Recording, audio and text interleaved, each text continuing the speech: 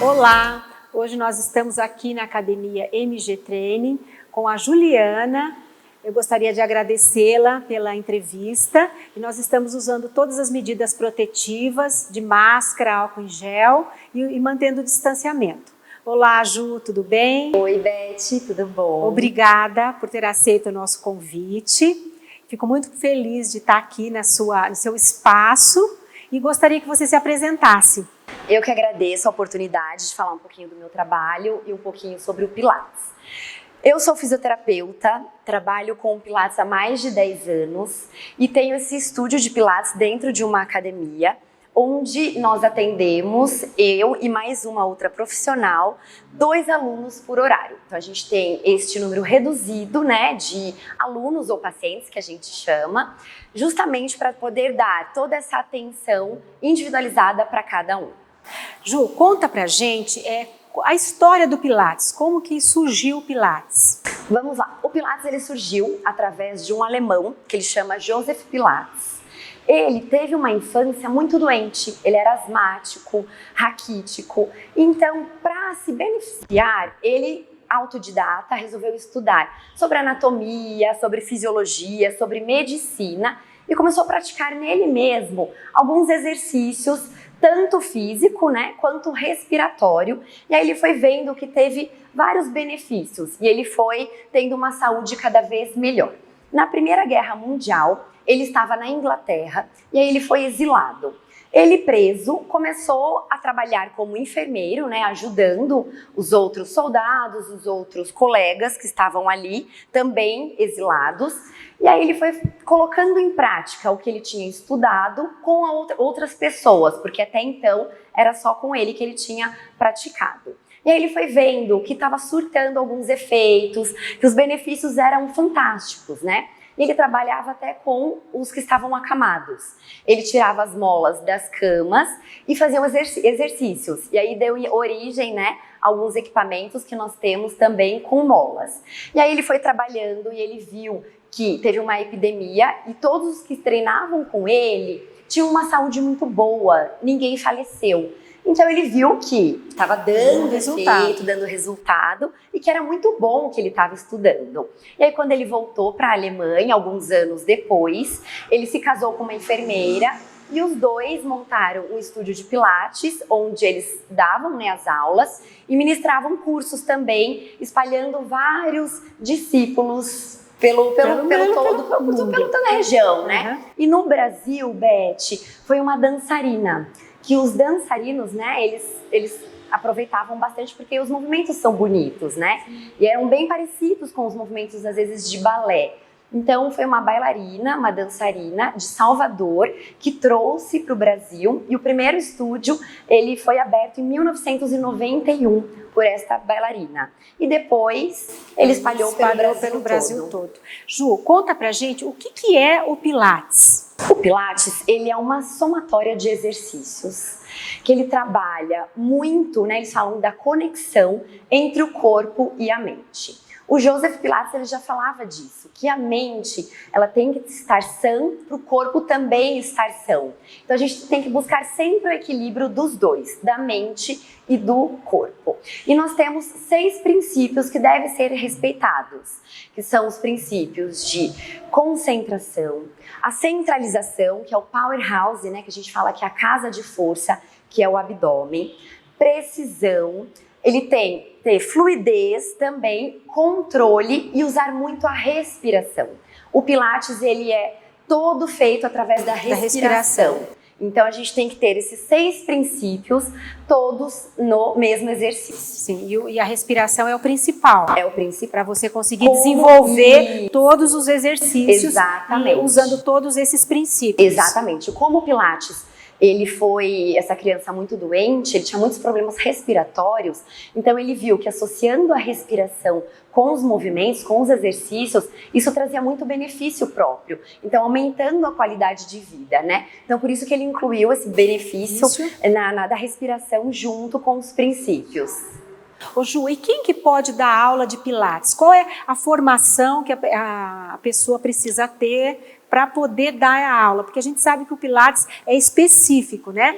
Você precisa ter uma preparação diferenciada para você estar atuando nessa área. São tanto os fisioterapeutas quanto os educadores físicos. Mas isso não tem, Beth, na faculdade, tá? Nós temos, às vezes tem algum curso, alguma coisa. Mas durante a faculdade? Isso, mas não, ele não faz parte da grade. Ah, não faz parte da grade. Não, do curso. Seria, né, uma especialização? Exatamente, isso. Eu fui fazer o meu em São Paulo, né? Num próprio, que dá o mesmo certificado. Sim. E específico para isso. Então a gente faz essa formação em Pilates, né? Dependendo do curso, são meses, ou tem alguns que são finais de semana, né? Então depende da grade do curso. Aí vai se aperfeiçoando. Aí tem várias outras, né?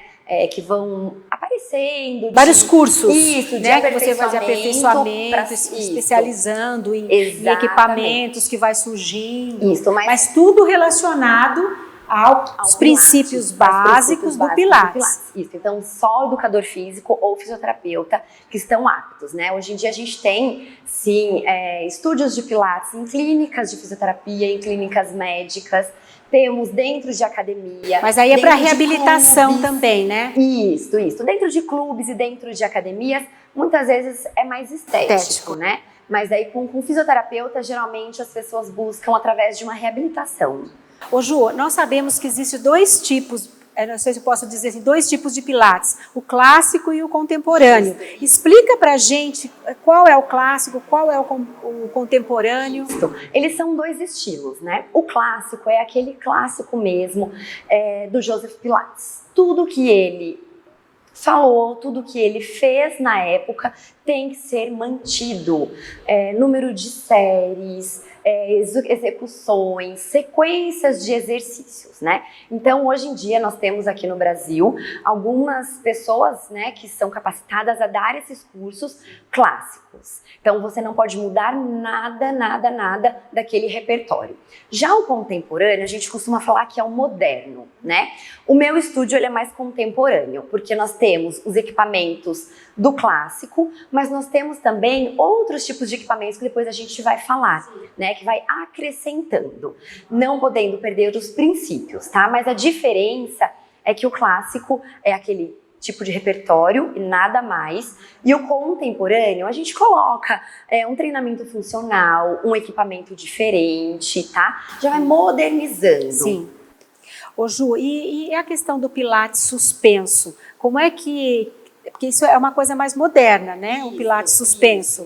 Isso entra como o contemporâneo, né? Então, nós temos dentro do Pilates, a gente tem também o solo, né? O equipamento no solo, que é tudo no chão, e usa alguns acessórios. Bola, o toning ball, faixa, um arco, mas é tudo feito no solo. Tá, esse é o Mat Pilates, que é o solo. O solo. Isso, tá? Que tem tanto no clássico quanto no contemporâneo. Tá. Tem os equipamentos, né?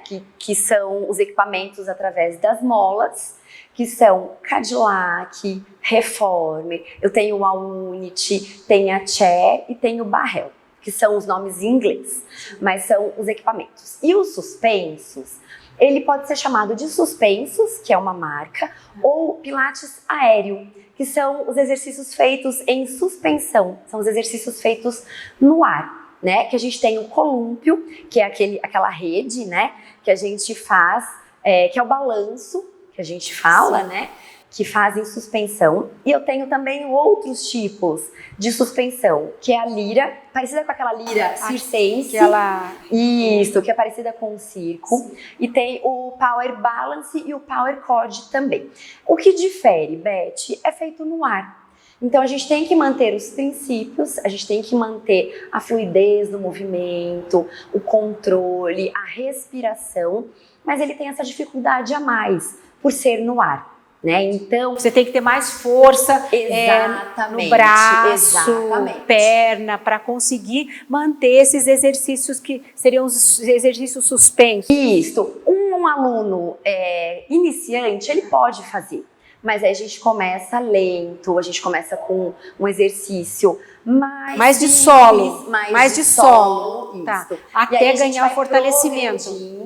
Até a pessoa, o aluno ficar mais forte, se sentir mais seguro também, porque não é todo mundo que consegue ficar pendurado, né, suspenso. Todo mundo tem vontade, né, Ju? Tem. Todo mundo começa a fazer pilates e fala assim, ai, eu quero aquela posição. Às vezes eu falo que é postura para foto e postura para exercício mesmo, né?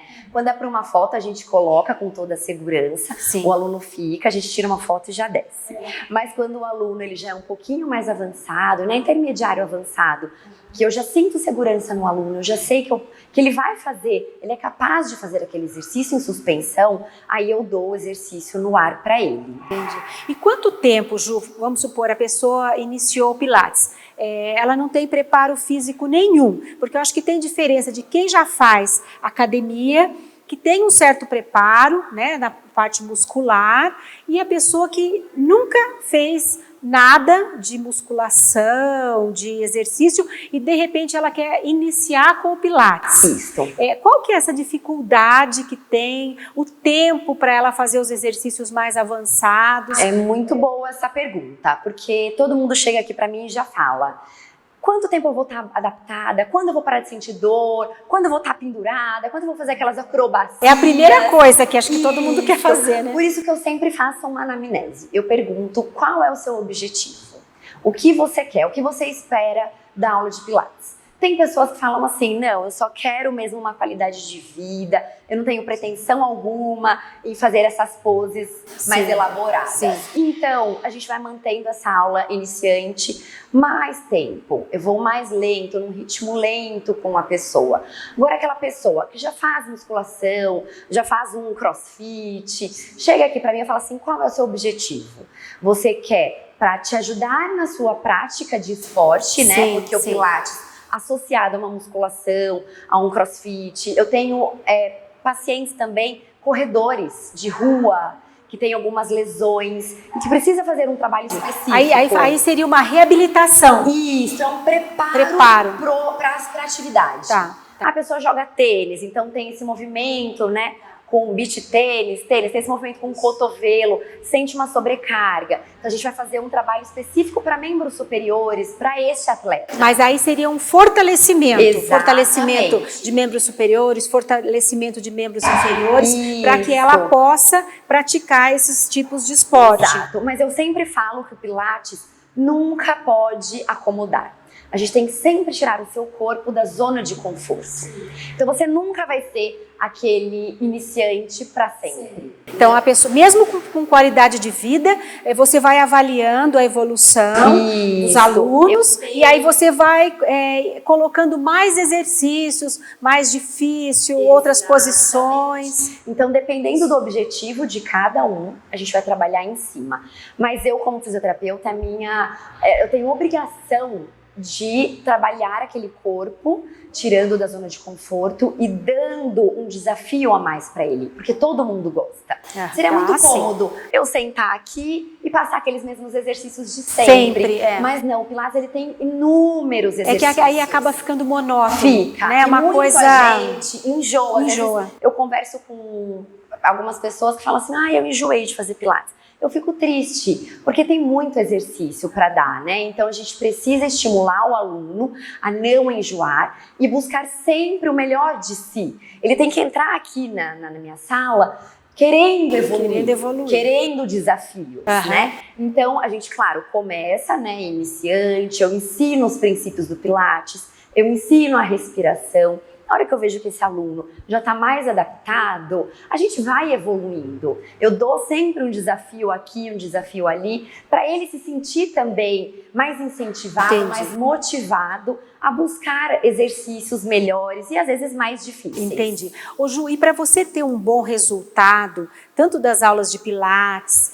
quanto a reabilitação, quantos alunos você atende por período, assim, por aula, digamos assim? Porque para reabilitação deve ser talvez separado, não sei, ou na aula mesmo, uma aula convencional do Pilates. Quantos alunos você considera que seja um número ideal para você conseguir acompanhá-los e ter um resultado legal? Aqui no estúdio, Beth, nós somos em 2 fisioterapeutas, eu e a Flávia, né? Nós duas ficamos com no máximo 2 alunos por horário. Eu não gosto de dar mais alunos, né? Porque às vezes a gente perde o foco, os alunos já começam a conversar entre si, e aí acaba perdendo. Ainda mais quando gosta de falar um pouco, né? Isso, eu tenho que ficar, ó, vamos lá, volta aqui pra aula, né? Então, eu posso ficar aqui na sala, nosso estúdio é grande, então comporta, né? Eu posso ficar com no máximo 2 alunos e a Flávia também com 2 alunos, né? Quando é reabilitação, dependendo do caso, a gente faz esse aluno individualizado. Porque aí vai ter uma atenção melhor, diferenciada, né? Então, não tem como uma pessoa fez uma cirurgia de joelho. Entendi. E aí eu coloco ela no equipamento e viro as costas para dar atenção pro outro. Você vai ter que direcionar o exercício, digamos assim. Então demanda uma atenção maior, né? Tem casos que a gente também atende pacientes neurológicos. Pacientes que tiveram, né, um acidente vascular encefálico, AVC, AVE, pacientes com Parkinson também, tem muito bom resultado. Então a gente quer uma atenção maior para este indivíduo. Então a gente fala, olha, ok, mas para você a sua aula vai ser individualizada. Então a gente não pede, né, de colocar um só, a gente está ganhando essa qualidade de vida. Isso, porque eu não posso trabalhar os 2 alunos de forma geral. Não, é individual. Então eu preciso ver a individualidade, o objetivo de cada um e trabalhar esses alunos individualizados. Vamos fazer um breve intervalo e logo voltaremos com mais informações da Ju. Obrigada.